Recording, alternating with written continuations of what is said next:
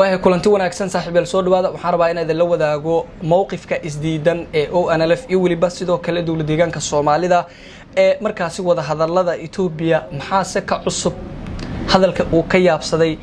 hadalka ee sida weyn ugu caroodeen Soomaalida oo Mustafa Cagjar ku hadlaysa muxuu ahaa waxaan rabaa inaan xogtaasi kula wadaago hadii ay tahay markii ugu horeysay ku soo gaaro muuqaalka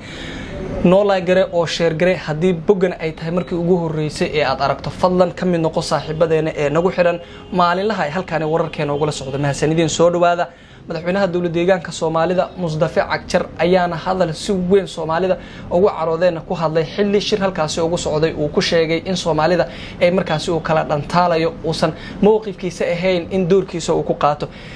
shir markaasi ee howlaha ururinta ay ku sheegeen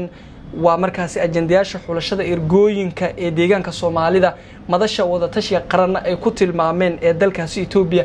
oo ay markaasi ka qayb galayeen masana lagu qabtay magaalada Jigjiga taasi oo na Soomaali fara badan si weyn ugu hadashay shirkan oo socday muddo 3 maalin ah ayaana inta uu socday qorshaha ururinta ajendaha oo ay markaasi ka qayb galayeen in ka badan 300,000 oo ergo kaasi oo ay ka kala yimaadeen deegaanada sida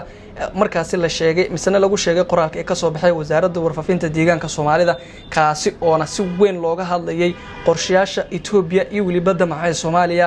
waxaana ka qayb galayaashu ay qayb ay ka ahaayeen 200 oo qof oo mataliyay bulshada rayidka waa 100 xubnood oo markaasi ka socday ururada bulshada rayidka ee waxaana sidoo kale ay ergooyinkan ee si rasmi ah ay u matali doonaan ayaa lagu yiri qoraalka Soomaalida madasha wada tashiga qaran ee Itoobiya taasi oo looga hadlayay yoolka Soomaaliya iyo Itoobiya ku aadan dambeyntii ajendayaasha kala duwan ee markaasi lagu sheegay ayaana waxa ay ay is wareejinayeen kormeerayaasha guud ahaan ee komishinka wada tashiga qaran ee Itoobiya ka oo markaasi si weyn loogu qadeexsanaa iyadoona markaasi xoog lagu saaray sidii wax looga qaban lahaa misana dhibaatooyinka kala haysta labada dawladood ee loo xalin lahaa tan ayaana waa markaasi tani ayaana muujinaysa xilli hanjabaado xuriyatul qowlka ah ee markaasi ay kala kulmayeen ONLF oo ay markaasi ku dhawaaqday in ay hakisay ka qaybgalka wada tashiga ama wada hadallada qaran ee Itoobiya ka oo markii uu shirka furmay sida ay sheegeen bayaan ay markaasi ku soo saareen ONLF ayaana markaasi saluugtay muhiimadda shirkan ay markaasi u qabanayaan dawladda Itoobiya iyo waliba ka hor imaanshaha yoolka dawladda Soomaaliya taasi oo ay si weyn u qadeeceen madaxweynaha dawlad deegaanka Soomaalida Mustafa Cagjarna waxa uu sheegay in gebi ahaanba shirkaasi uu soconayo cid markaasi aanan loo joojinaynin si walba ay ahaato taasi oo ay u aragtay Soomaalidu inuu si weyn taageero buuxo ugu yahay dawladda Itoobiya iyo waliba Abiy Ahmed gaaraan xukuumaddiisa oo Soomaaliya maanta ku ah duulaanka cad iyadoona markaasi mowqifkiisa uu cadeystay taasi oo ONLF gebi ahaanba shirkaasi ay banaanka ay ka tahay masana aysan uga qayb galaynin madasha wada tashiga qaran ee dalkaasi Itoobiya loogana hadlay xaajooyinka ama arrimaha ee ku aadan Soomaaliya iyadoona markaasi ay u muuqato in madaxweynaha dawlad deegaanka Soomaalida hamigiisu yahay in Soomaalida halkaasi ku dhaqan si weyn markaasi ugu horjeesto inay qaataan yoolka ama hadafka Soomaalida maanta halka uu taagan yahay taasi oo ay ku eedeynayaan ONLF in ay shirkaasi ay si weyn ugu soo horjeedaan ayna qayb ay ka ahaanaynin misana ugu qayb galaynin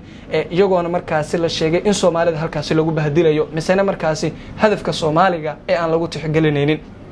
ONLF ayaana wacad ku martay in shirkaasi aysan ka qayb galaynin oo aan waxba uga dhinayn hadii uu socon lahaa iyo hadiisa kale taasi ayaana maanta hadal heem badan ka dhalisay baraha bulshada iyadoona gebi ahaanba Soomaalida si weyn ay u taageereen ONLF iyo waliba sidoo kale xulafadooda ay ku aadan taasi oo u muuqata in waqtigan la joogay madaxweynaha dawlad deegaanka Soomaalida Mustafa Cagjar inuu ceeb iyo fadeexa xabartanka ugu fadhiyo iyadoona markaasi ergooyinka kala duwan ee sida afduubka ay shirkaasi qayb ugu ahaayeen taasi oo markaasi ay ku eedeeyeen ONLF in dadka aan waxba kala aqoonin halkaasi ay geeyeen iyadoona markaasi loo akhrinayo waxyaabo maadeys ah misana aan micno weyn